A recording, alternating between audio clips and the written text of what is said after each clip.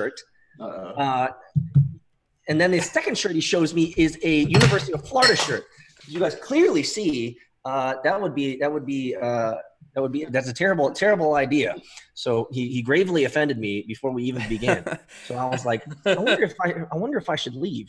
Fuck this guy. I'm also an ardent Florida Gators hater myself. So go Dogs this week. There we go. Yeah. Oh, is that an invisible shirt? I just saw an invisible shirt up there. I don't know if you've ever seen an invisible shirt in Storm, but this is what they are now. They're pretty good. Oh, wow. That's terrible. It's that new NSA tech, guys. It's that new NSA. CIA. Oh, God, that's disgusting. The Miami Hurricanes people. Yo, that reminds me of, Peter, that reminds me of when I think it was the iPhone X that came out and you were talking about the facial recognition scan and everybody was freaking out and you were like, yeah, that's more of your privacy being taken away. Like, let's all celebrate. Absolutely. It is fascinating to me that the entire book of 1984, George Orwell's 1984, is not something that is actually going to be prescribed or pushed on us. Rather, we are going to volunteer to ask Alexa and all these random ladies to enter into our households and follow us all around. I don't get it, man. There is no new world order. We are inviting the man into our house or the lady. I mean, it just goes along with the same thing like robots. Like you see all these crazy robots from Boston Dynamics and stuff that are like, they look like things from horror movies, and yet we keep inventing them. It's like, when will we stop? And like a lot of the stuff in 1984, like we're actually already past that, Oh, by far. And actually, a lot of people don't know this. The Boston Dynamics was acquired by another company who also acquired the Japanese cute robot. And so they have this cute little robot that was met with the United Nations. And so this is this is the dog and pony show, right? This is the cute robot that's not going to kill us. But at the other side of the spectrum of what they own, they also own those robotic dogs and all sorts of stuff. So just be reminded. Mine's listening right now, so just be careful with what you say. Who's listening? Uh-oh. Pete's on my channel. Demonetized. That's it. Yeah, you're probably already going to be demonetized. See, let me tell you guys when we've met our end, okay? This is my opinion. We have met our end when you go up to any type of bank or airport or anything that requires some sort of security, and you meet a robotic security guard. And they will say, no, you cannot pass. No, you have to sign in. Then you know the end is here. I mean, you're literally going to stand there and say, wait, should I take orders from this robot that's telling me that I can't pass go, I can't collect $200, I can't go in? Is this really happening? When that happens to me, I think I'm going to flip my shit. Yeah, though, I've actually been a little, you ever think with blockchain in general, though? For example, say you got all these smart cars, right? And they're all, connected to the same thing. And let's say, the car in the front accidentally screws up, and instead of going around the pothole, it actually hits the pothole and then sends the message back for all those cars to start hitting the pothole. Can you imagine? That kind of freaks me out, too, sometimes when you think about it, though. It could go the other way. Yeah. All they have to do is say hit the crypto zombie, and then there you go. They're all going to be hitting you. Yeah, well, that's what I'd say. I hope Bitcoin and blockchain really hurries and speeds along the process of becoming a big thing, so that everybody gets to reap the financial rewards. Because the next step after this, after blockchain, is us plugged into the matrix. So we better enjoy it while we have it, because it's really scary stuff that's going on right in front of our noses. We see it in movies. Absolutely. Well, Jeffrey's already in the Matrix, because you can see from his background. He's that's either that or Jeffrey is a big Tron fan. Sorry, Peter. We have to use our green screens. We don't have cool cars like you, so at least I don't. I don't even have a car, actually, which is crazy. That's literally how much I don't go anywhere. So that's excellent. That saves a lot of money. It does. Dude, I'm the cheapest, whatever. People that all Lambo. Dude, I'm so cheap. Peter, were you the first official? Did you start the Lambo thing? Was that you? No. No. There was another guy out in California who bought a Lamborghini Gallardo, but I was the world first to buy a Lamborghini Huracan with Bitcoin. Gotcha. So that was my 15-minute claim to fame, right there. So what year did you first buy Bitcoin, Peter? Oh, great question. Bought Bitcoin first in October. In November of 2011, when it was $2.52. Absolutely. October is when I first heard, October 2011 is when I first heard about it. And I'll never forget it, because I was reading this Ars Technica article. Some of you guys might not remember Ars Technica magazine. But anyway, I was reading this online and it was talking about how Bitcoin had lost, I think, about 80 or 90% of its value over a 3-month period. And for me, as a technologist, I was so intrigued by this. How could this internet magic money protocol idea lose so much significant value in such a short amount of time? That is what intrigued me about Bitcoin. And then I did about a month's worth of research. And then finally, November 10th of 2011, I bought my first Bitcoin. I remember it clearly because it was my come to Jesus moment. I was like, this is the future. This is the future. Actually, that's a great question, Ben, to ask, because I'm curious about you guys. When did you guys first get into it? And when did you guys first buy your Bitcoin? Well, for me, it's painful because all I have is a picture of a Lambo behind me. I actually got in December of 2012. So I was also much earlier than most people, but I made a few $1,000s and got out of it pretty much right before Mt. Gox crashed. So I would have lost all my money in that anyways. But when I first bought it, it was $13. So not too shabby. Yeah. Wow. Yeah, no, my story is not really as great, I guess. I mean, I had heard about Bitcoin years ago, like getting in around the prices that you guys were. I remember hearing it for the first time from a friend at a party, but I didn't care. I was just too busy partying, drinking. He's like, "Oh, you got to buy it." I think it was like $8 at the time or something, and I was like laughing. And then a few years, literally, well, actually 2 years ago, I started doing affiliate marketing, and we were working with this one, and one of the things was like, "Oh, make money with Bitcoin," right? And I was like, what is this stuff? Because I didn't even know it was still around. So, the guy that we were, he was kind of showing me how to do it. He was like, yeah, look, you can buy and sell and stuff. And it just like intrigued me that it was actually accepted as a form of currency. So I ended up just buying some, like not much, like I bought like maybe like $100 or $200 and then came back and that 100 was like double. And I was like, whoa, hold on. And then that's when you go to CoinMarketCap, you see there's like 2,000 tokens and you just go down the rabbit hole from there. So yeah, here I am. I think we all had that that rabbit hole moment where we were probably not eating and not sleeping for at least a couple of weeks, right? I mean, I think that's what for people who really love crypto and the individuals who really want to end up staying in here. I think that type of story is pretty consistent. Is that you get into it, you're like, holy shit, what is this thing? And then you don't eat, you don't sleep for a while, and because you're just digging and you're drinking from a fire hose. Is that similar to what you've experienced, Jeff? Yeah, I mean, I was introduced to Bitcoin in 2011. I wanted to use the Silk Road, honestly. And oh yeah. I got a group of friends. We used the Silk Road. I wasn't me who used the Bitcoin, but at the time I didn't look into it. I just thought it was like criminal nerd money, honestly.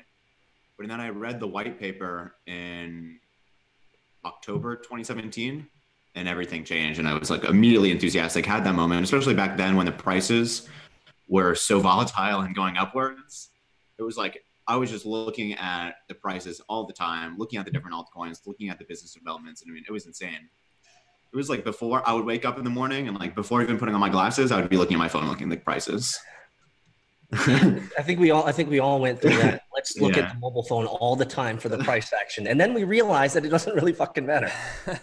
not selling anyways. That was like 3 o'clock in the morning refreshing, because it's actually really weird when you get into crypto because you're not used to seeing numbers move like that. When you first get into it, it's horrifying. Koreans are dumping on us again. Yeah, so it's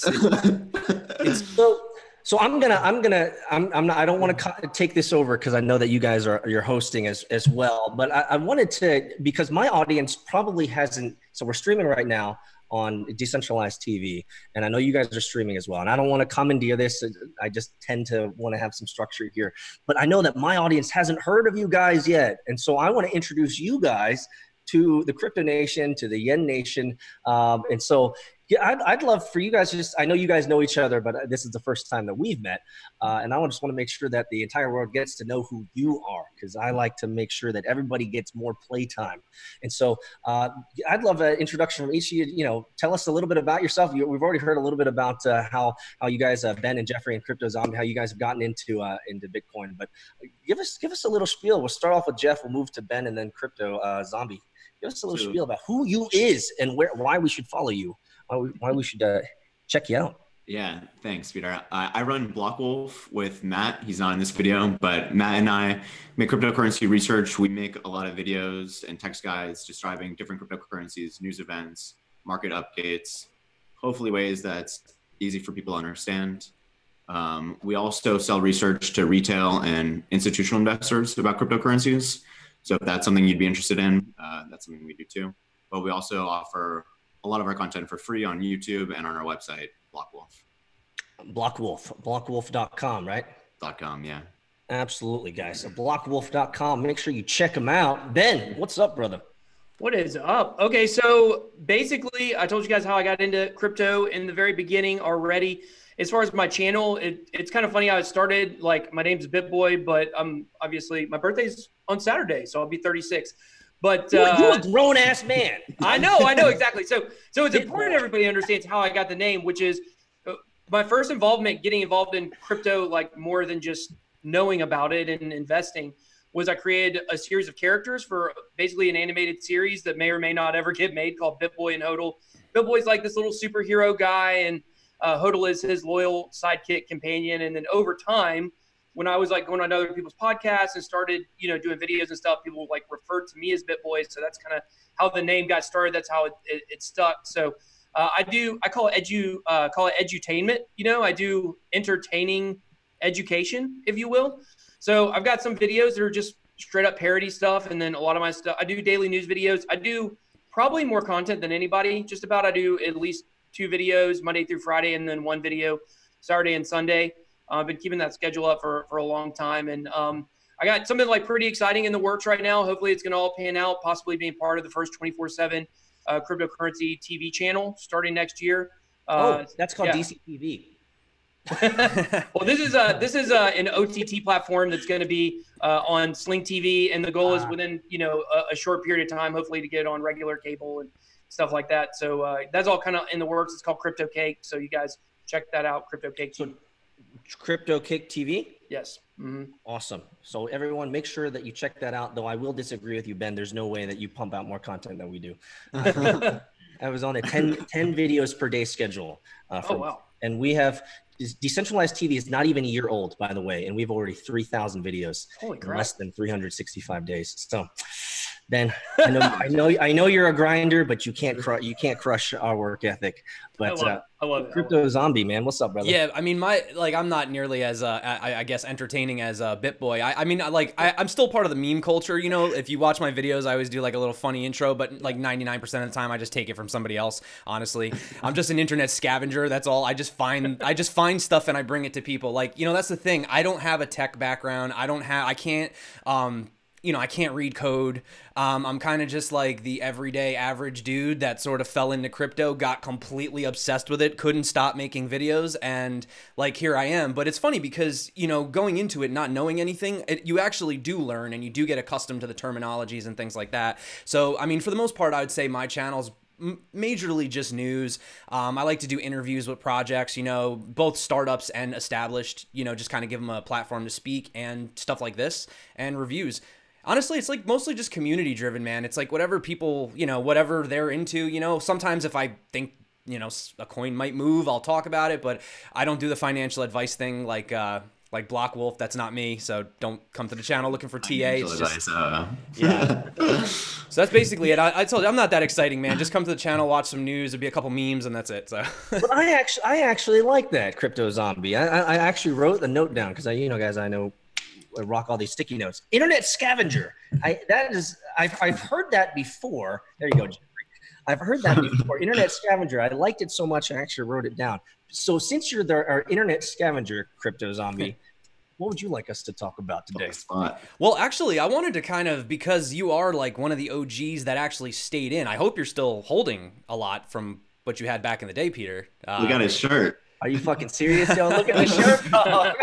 So I kind of wanted to actually dive in right now because, like you said, we're kind of like the newcomers. Like we kind of came in with the retail market. I mean, let's be honest. When I had bought Bitcoin, it wasn't like I wouldn't have really looked deeper into the tech if it wasn't for the fact that the price pumped so fast. I mean, that's what really caught my attention. And then doing the research, you were like, wow. So I mean, now I'm in it, and now totally different reason.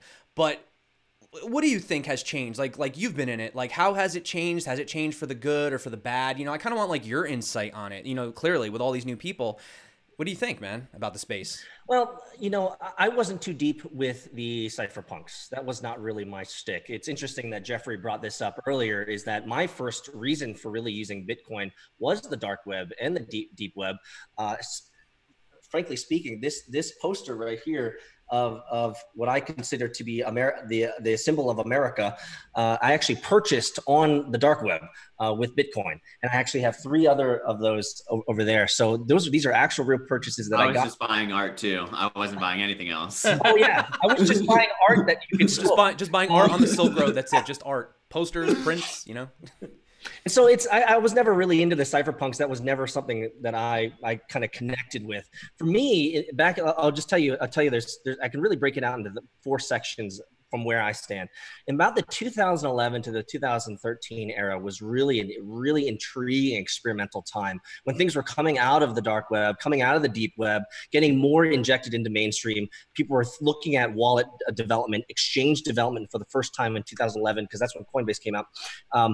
In 2013. So we really saw this boost in not only wallets, but also exchanges. Also, we saw the Mt. Gox hack, et cetera, et cetera. What we saw after that was moving into 2014, 2015, a real lull. And we were shaking out weak hands, individuals who were really just there for the speculation. And then we moved into the 2016, and I'm going to actually cut this into 2 sections here, but 2016 to the 2017 was the ICO craze time. This was the speculation bubble. This is when what I consider to be a true speculation bubble, whereas the technology, I've said many times before, can't bubble. Right now, what I think we're in is the 4th season of Bitcoin since I've been here since 2011. In this season, we're really seeing the maturation or the maturity of Bitcoin and blockchain, as well as the personalities in the community. We're starting to see people moving away from the Beat Connect and all of the, all those scammy types of designs, as well as the ICO market is beginning to mature in that people are moving away from ICOs and more to securities or security opportunities. We're also seeing private investors. We're seeing venture capitalists as well as angel investors and big institutional money begin to pour in.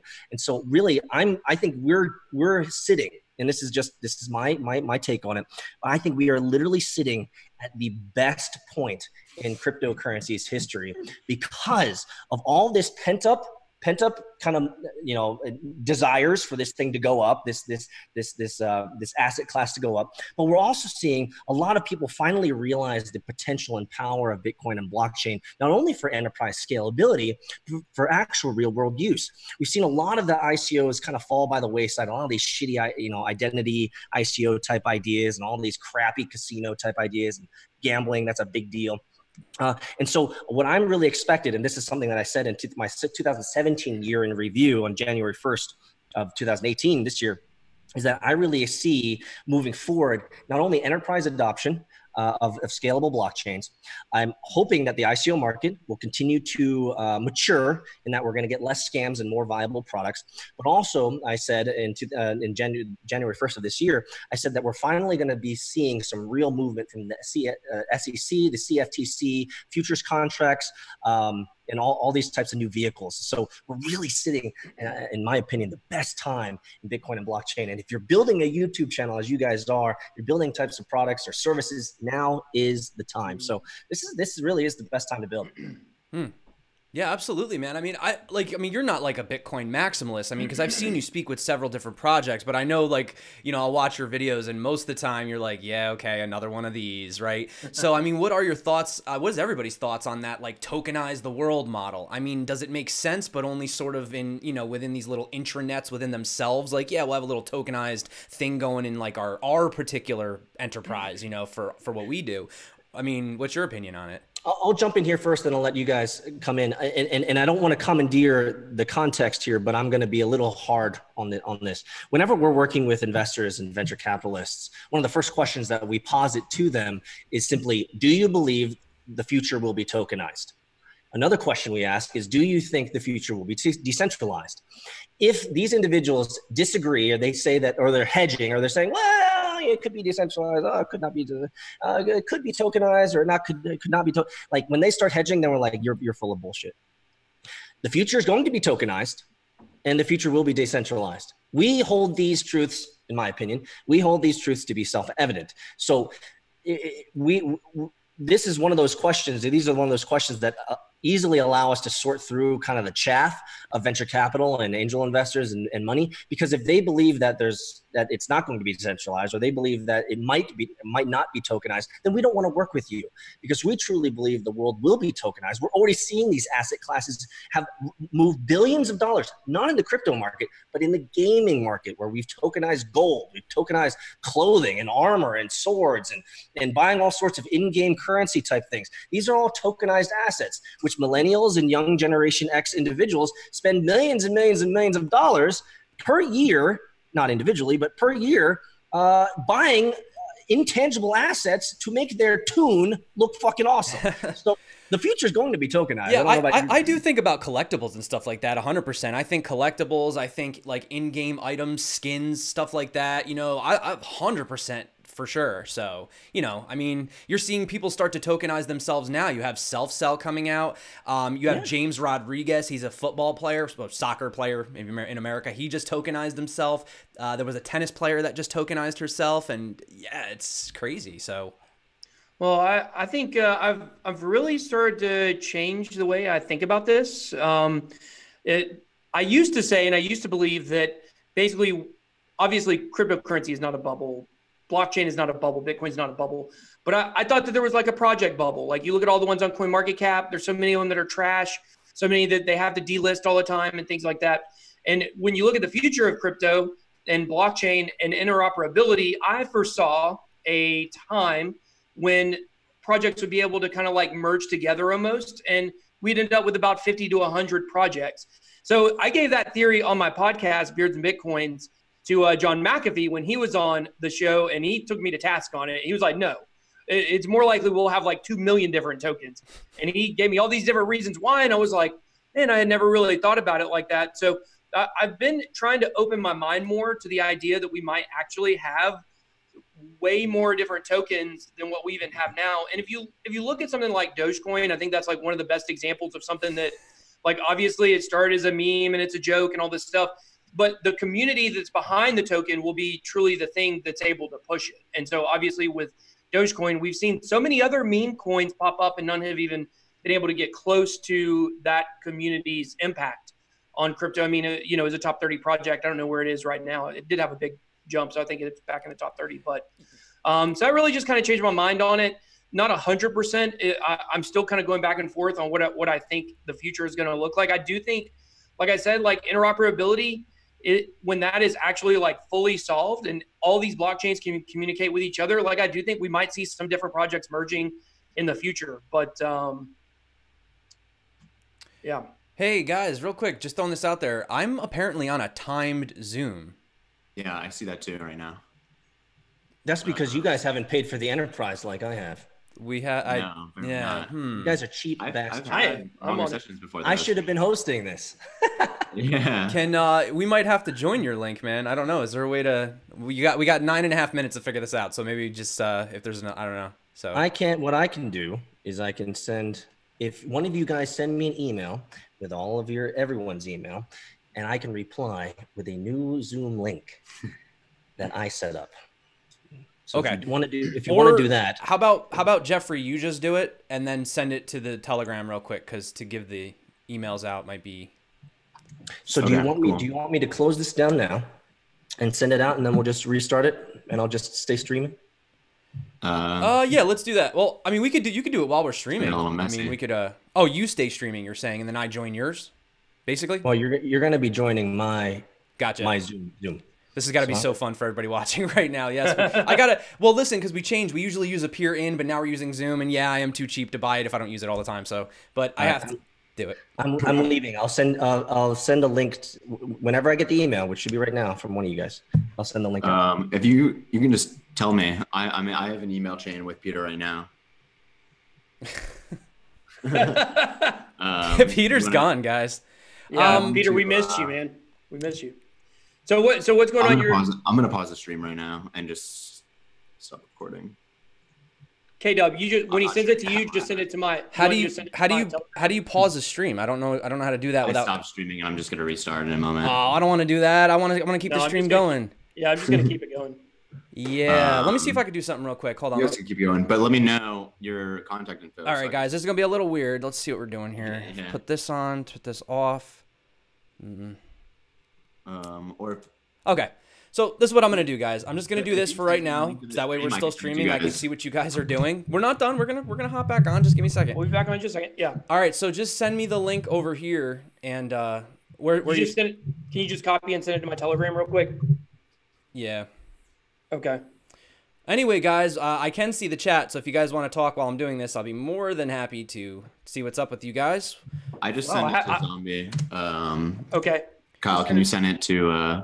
Yeah, 1 second. So what kind of projects is everybody looking at right now? Curious. Looking at Blackcoin. All right, I'm gonna get out of here. Actually, guys, we're gonna be on this in like 5 seconds, so. Yep, there we go. This is the stream, right? Sorry about that. Is this good? Is this the one we're supposed to be on? Because I can only see one person. This is the one. Am I taking over this? If you guys want, I could just thank you for being so patient, everybody in the chat. I really appreciate it. This is what happens when you're too cheap to pay for Zoom. So that's why you should let me host, because we aren't. I didn't even know that was a thing. I've hosted long sessions before, and I don't think I have the enterprise one. Bloopity bloop. While we're waiting for our other individual to join, Ben to join. Kenzie's Crypto Corner. What's up, brother? I see you in the chat. Chris Anderson, good seeing you, my brother. Shout outs to Ralph Cooper, Bob Miner, Moonboy TV, Pema Sherpa. What's up, brother? Fish in Texas, Bobby Tuari. It's good seeing you. It's got to look so retarded on my end right here. What everybody's looking at right now. They're looking at like 100 different boxes. All right. Take my wait, wrong it. All right, there we go. All right, guys, we're back. We're back. It's official. Still on Johnny. So, I was trying to think some other questions. I would like to answer that question too. Oh yeah, we have Jeffrey has to answer the question. Should I wait? No, just go on. We're streaming. Go on, right? Okay, so I'm a big believer in the future of decentralized applications and just the proliferation of those apps that can, one, improve censorship resistance, but two, remove middlemen from the equation. And I think that so many of the services that we use nowadays, whether it's sending money from one-to-one or just like Uber or almost like any online app, includes a processing fee. And I think that can be eliminated. So like what I think is going to happen, which, you know, I'm not that confident about, but my personal beliefs is that we're going to have a big dApp platform like Ethereum, EOS, Cardano, whatever it is, and that they're going to have dApps built within them. And then the native coin to those platforms is going to be the most valuable. But what I thought was interesting, Peter, you mentioned, you know, business applications. And I think businesses are already interested in blockchain and have been using private blockchains. And it's going to be interesting to see if they shift to more decentralized ones that use public permissionless blockchains, which I believe in. I think that the most value in blockchain is those public permissionless ones. Yeah. One of the biggest problems with the enterprise applications of blockchain is that entire idea of decentralization, immutability, and public. And so if any of those things are constraints for the business, then they shouldn't be using blockchain. They should use an Access database or an Oracle database or whatever. And so I think right now we're seeing the experimentation of these large entities, these large corporations trying it out. Certainly we have your IBMs, your Accentures, these types of companies that are doing this. But it really is yet to be seen. However, I know from a technology standpoint, it's a cheaper stack. And so eventually they're going to want to move over to enterprise blockchain applications. And I mean, right now, the dApps that exist kind of suck. They all suck. Except for like Bitcoin. If you consider Bitcoin a currency dApp, I don't think that sucks, even though there are some pitfalls to Bitcoin. But like in general, it'd be hard to name more than 5 dApps that you'd recommend to someone. Yeah, most of the dApps out there right now today suck ass, and so that's why and so we and this is something that I work with companies and tell them that you need to focus on good UI UX, good user experience, good user that is what is required in the market today, because the current market expects good user experience, good user fluidity through the system. And so right now, because decentralized applications are so sucky, so slow, and so terrible looking, most of them are just terrible looking, it's going to be a hard road to adoption. And one thing that I wanted to say to Ben, welcome back, my brother. What's up? Welcome back. One thing I wanted to say to Ben is that I think I was talking at a conference a couple years ago, and I forget who I was talking to, but a good idea was brought up around the tokenization economy. And what this individual said during one of his breakout talks is he said that when we look where the tokenization economy is really going to flourish in his eyes, and I think I can agree with his rationale here, is in localization. And what he meant by localization is that within every, local jurisdiction or local township, you have these mom and pop shops that are well known within those towns, and you can get your beer from, Mama Jane, you can get your barbecue from Jimmy Bob. Everyone knows these things. These are social currencies of sorts. And I'm not going to do justice to his example. He did a far better job at this than I am. But he said that within the tokenization economy, it would not be unfeasible in his eyes, and it would not be unrealistic to think that localized cryptocurrency economies will emerge and be self-sustaining within a local township. And I actually agree with that, because I live in a small town. You can walk the town in about 11 minutes from one side to the other. There's a barbershop, there's your taco place, there's and I could totally see our town, because I'm involved in the township, I'm involved with the city council. I've been here a while, and I care about our community, and I want our community not to have riffraff. I mean, first world problems, but I can totally see us having a small township coin that is interoperable inside the township and outside the township. And it's something that connects us as a community. And I really see that working. Have I seen it yet? No, but can I understand the theory behind it and why it could be viable? Absolutely. So, there's a town that did that, I think I read, but I forgot what it was called. It was like a little town, and they were having like little mom and pop stores kind of sign up. It was almost like a coupon type system where they had their own little niche system. So yeah, I've seen it before, not on a large scale, but I think it's inevitable. I think with the permissionless systems of today, the ease of use of, let's be honest, copying, pasting code to create your own decentralized coin, a little bit of technological prowess. If you have a little bit of that, it wouldn't be hard for you as an IT manager of a local township to fork off a coin and roll up a server and say, hey, you know what? We're going to have township, Acme township coins that you can use at local vendors. You can have a discount. And Miami is actually starting a Miami token. You know what? Miami would do that type of shit. And that's exactly what you said. There's going to be a 10% discount on services if you choose to accept the Miami token. There you go. Coming soon. So what's going to happen is the Miami token is going to fail, but then we're going to learn so many wonderful things from that better next time. That's how it works. Probably. They wouldn't like me saying that, but they're trying to launch it in other cities, New York City, Houston. So it's going to be interesting. I mean, there's incentives to sign up, there's incentives to use it, but no one really knows if it's going to be successful or not yet, though. I mean, we already kind of see, like, on a smaller level, like I guess you could say, like, almost like gift cards or that same idea. Same thing with, like, in Atlanta, if you go ride MARTA, like, you have your specific MARTA card that you have to use, which is kind of similar to, something being tokenized. You can't go spend it anywhere else, but yet, in that situation, you're like you have to get the card to use it. So that's the best kind of incentivization, right? When you have to do it. So. Yeah, you're seeing a lot of these projects now where, like, if you want to deploy different contracts or, basically work with the ecosystem, you have to stake the tokens. So they're actually having utility, because there were so many that were coming out, especially these ERC20s, like you said, these crappy dApps. It's like, why not just use Ethereum? Like, why do you need your own token? If you're on the Ethereum blockchain and you're just an ERC20, why do we even need that, really? You know what I'm saying? Because that's scam guys.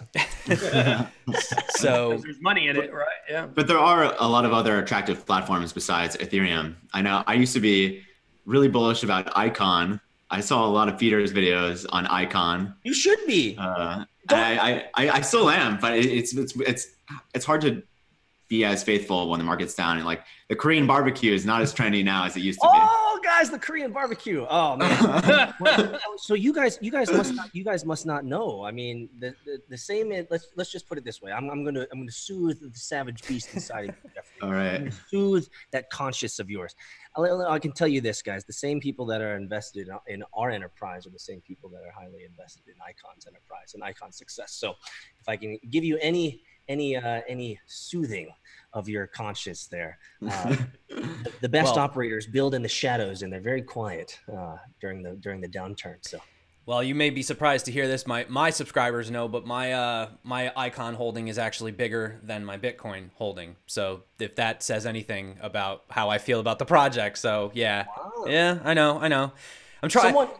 That means you really support it, or you're highly irrational. Nah, I just, I get excited, and the more you talk to projects, the more you get to meet people. Like I just spoke with Marcus from D-Block, and they're helping accelerate a lot of different Icon platforms and stuff like that. So I think it's like the more you immersify yourself into these projects, like you said, look at the Doge community. It's a freaking meme coin, and it's in the top. It's always in the front page. So I mean, yeah, like I guess it's really just about diving in and finding those projects that you really align yourself with personally, and I mean, it's funny because I do tend to gravitate towards these Korean projects. I don't know if it's because I watch too many of your videos, Peter, but I've recently we got we had with the pound. We had an opportunity to speak with Ergo. I don't know if you're familiar with them, and they're off of Yes. Blocko, so I'm pretty excited about those. I just did a video on Quant Network as well because they're not from Korea, but you guys were talking about interoperability, and I kind of kind of making a stupid term, but I was calling it like the blockchain glue in a sense. And I think that that's kind of a good thing as well. These like second layer solutions,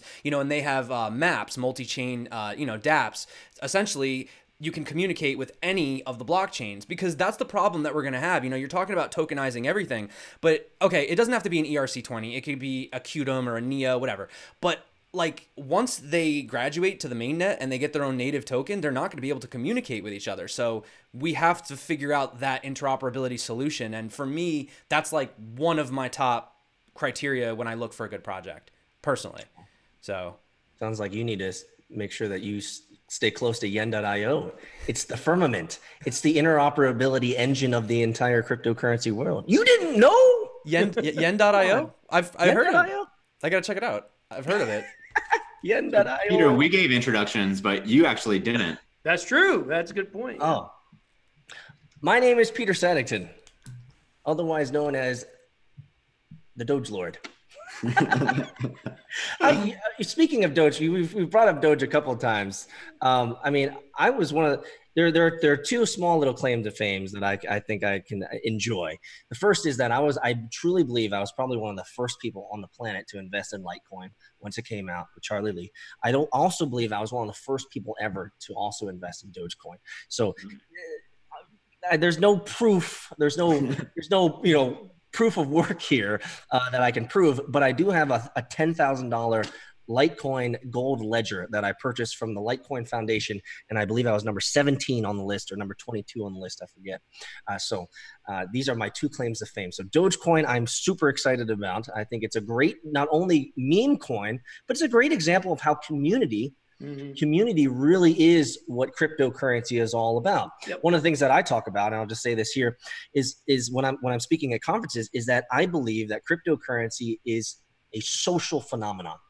It really is a social phenomenon. Look at us. Look at us now. Right. Four random dudes talking about crypto from all over the place. This is the example of decentralization at its peak right here. Exactly. Kyle could be on the moon right now, judging by his background. Yeah, it could be. I don't know. This was like a stock one. It just kind of came with it when I like literally turned it on. This was my background. So. So we were talking about interoperability, and Jeffrey, you had brought up some ideas, some other tokens like Cardano and Neo, and then Icon. We kind of got off it. So there's always these talks, and this is something I'm intrigued and interested to know your thoughts on. There's always talks about what's going to be the enterprise chain to rule them all. Is it going to be Ethereum Classic, Cardano, Ubiq? Oh, I haven't said that. Ubiq. Wow, Ubiq. That's oh my gosh. I'm going way back, guys. That's old school. I actually used to own some Ubiq for a little bit until it just kept going down, and eventually I was like, all right, that was a fun ride. Invariably, what happens? So you have your EOS and et cetera, et cetera. Do you guys have any strong opinions of any of these that are going to surpass the Ethereum platform today? I still believe most in Ethereum. Yeah, me too. Yeah, that's what I was going to say. As an investor, I hold the other assets just to diversify, just in case though. But I mean, I think a popular opinion would be that people will want different forms of decentralization. And like, it's easy to compare Ethereum and EOS. And maybe you might not care that one is, or maybe you would care that one is more decentralized than the other. But I don't know if I necessarily agree with that. I think ultimately, like, there's going to be maybe one or two that just work way better than all the other ones. And they're going to have, they're just going to be first, and all the dApps are going to be there first. And until the next dApp platform gets created that's significantly better than that one, it's going to be hard to jump. And I think we're seeing that right now with Ethereum. Like, it's probably the best one, and maybe EOS offers some other things that could be desirable, but it's so hard to jump Ethereum just because it's not significantly better. So the next one that is significantly better, that has functioning dApps that people are actually using, I think that's going to be the front runner for a long time. I don't know if that answers the question.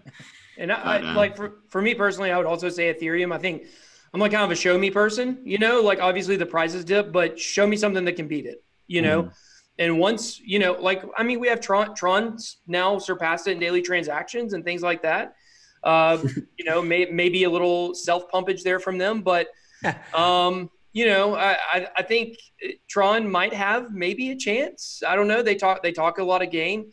I'm not a believer in EOS. I think that Neo is pretty much dead, in my opinion. Oh, not like this. Not my Dong Fei. Not my Dong Fei. Well, I think Ontology is, you know, that's where their memorandum of understanding allows, you know, people from both teams to work on, you know, the projects, and you can't have, you know, can't serve two masters, right? So I believe in Ontology a lot. I mean, that's one of my top altcoin picks. I mean, that's the trendy thing that all YouTubers say, right? We all like Ontology.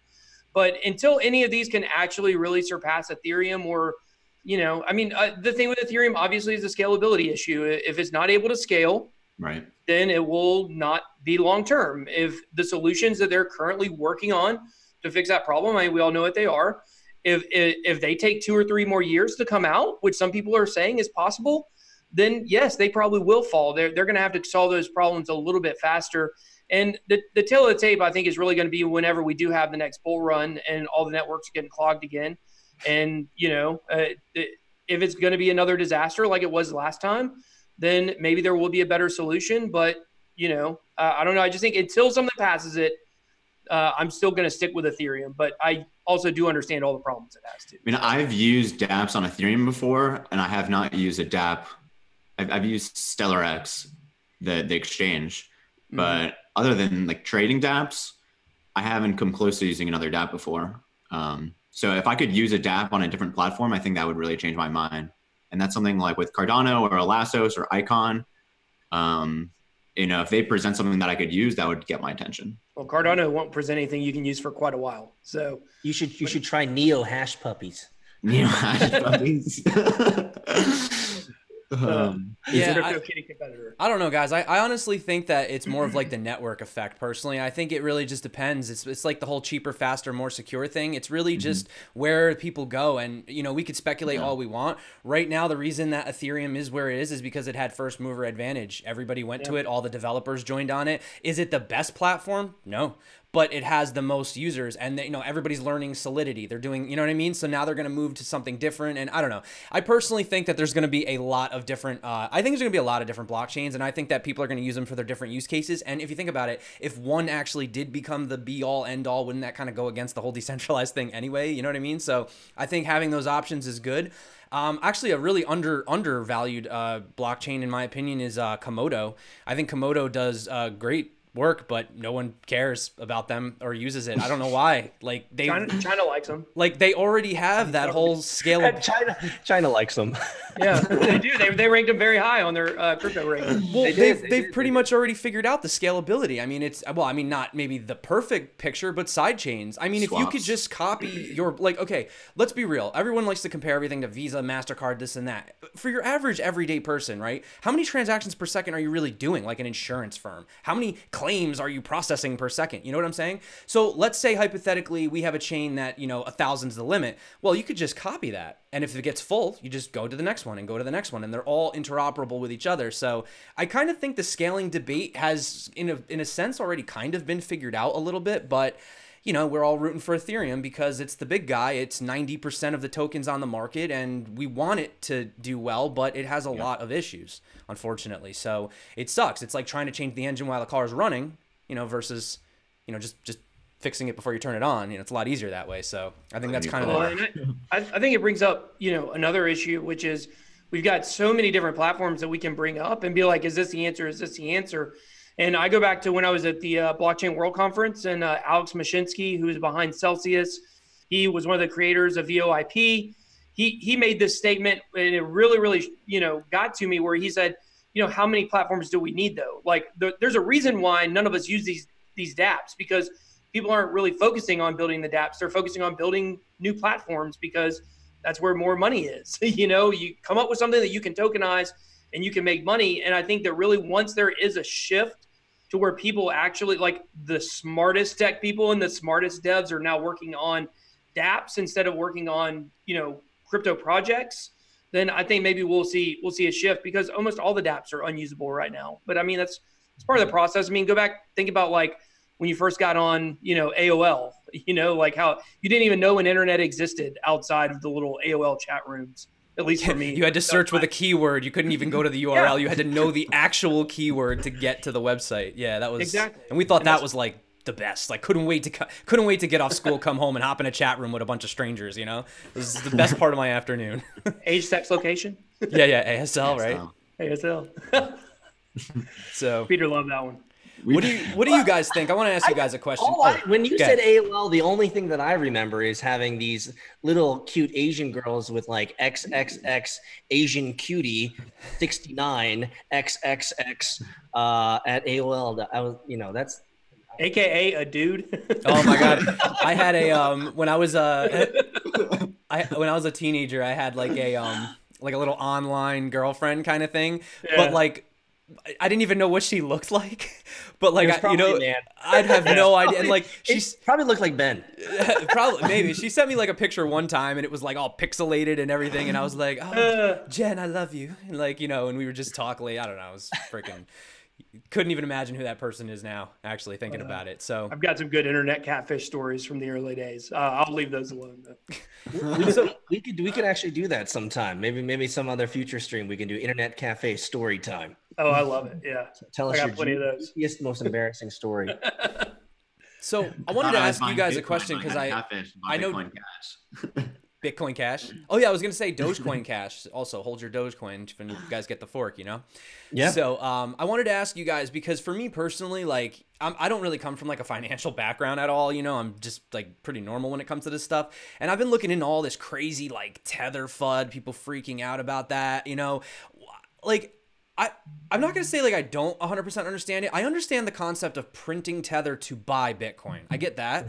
But like them removing it from the market and burning it, why is that such a concern? What does that do? Like, is there something economically I don't see about that? It reduces the liquidity of the overall market volume. Okay. So people will get stuck within trades. People can't get out. Really what people use stable coins like Tether are for a hedge against volatility within market and price fluctuations intraday.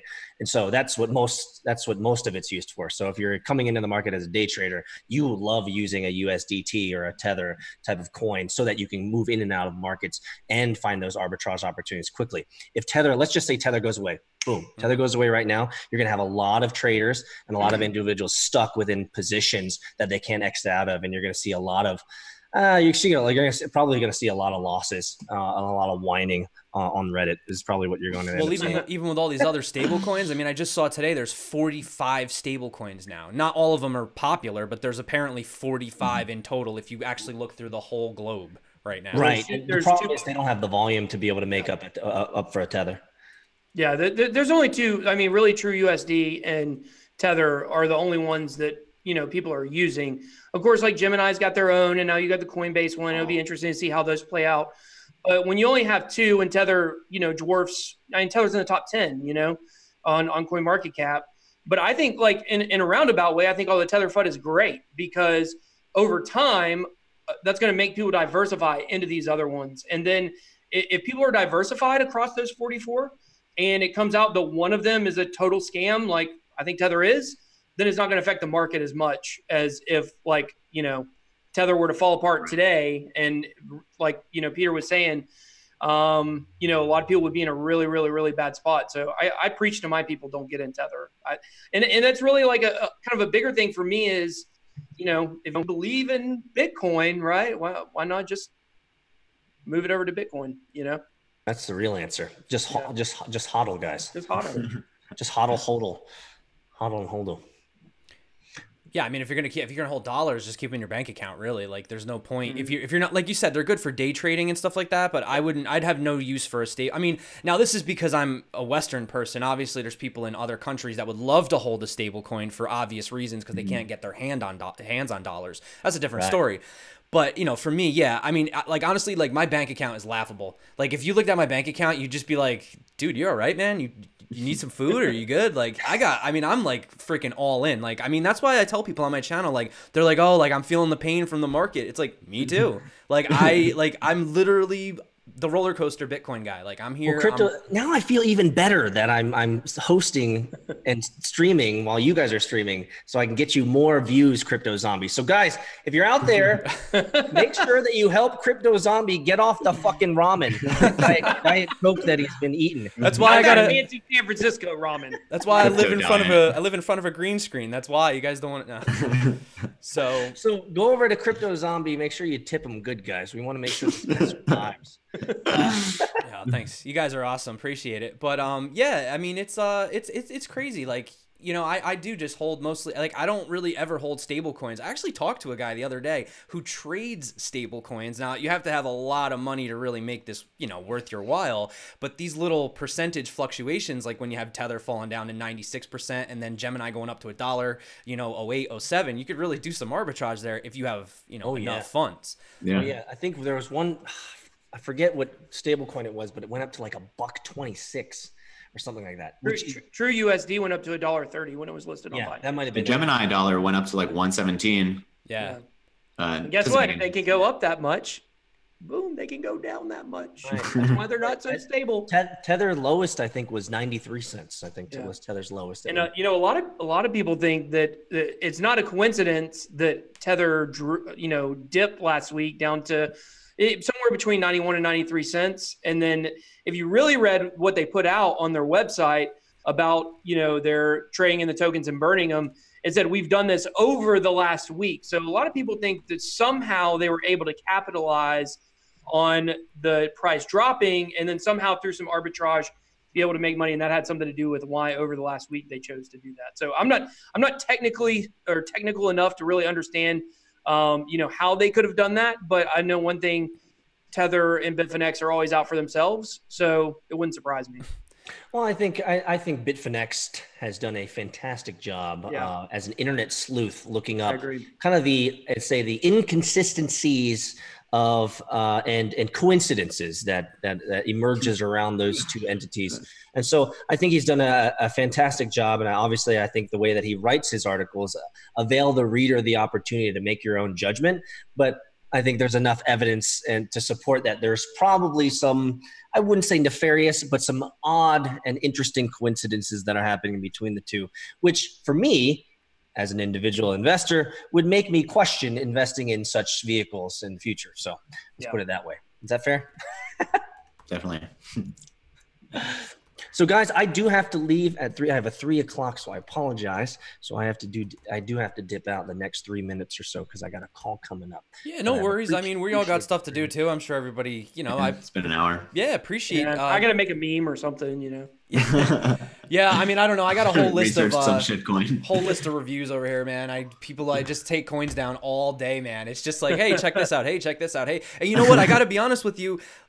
I'm the first person to be like, yeah, okay, I'll get around to it. But I'll tell you, man, sometimes these guys tell you about coins, you don't pay any attention, and all of a sudden, like, I had this one person, and I don't know if you're watching, buddy, but you were right, and he was like telling me like a month ago, Digitex futures, and I'm like, come on, man, right? The thing freaking, what did it like? it was like over 10x or something, or 100x from like it was just massively insane. Matt mentioned Ravencoin on your stream. Yeah, like Ravencoin. You guys called that. What happened last week. That was crazy. So, I mean, yeah, there's good chances to make money, you know, midterm, short term. But, you know, I always do look at the long term, too, because it's difficult to be a day trader. And what's actually funny is people don't know this, but they think that, like, now that I'm on YouTube, that, like, it's easier for me. It's actually harder for me. When I didn't have a YouTube channel, I would make trades like a boss in the background. But now it's like I'm always busy doing reviews, and I'm like, damn, I missed it again. That's because once you're a YouTuber, you have more active stimuli coming into your brain than ever before, and it doesn't allow you to focus.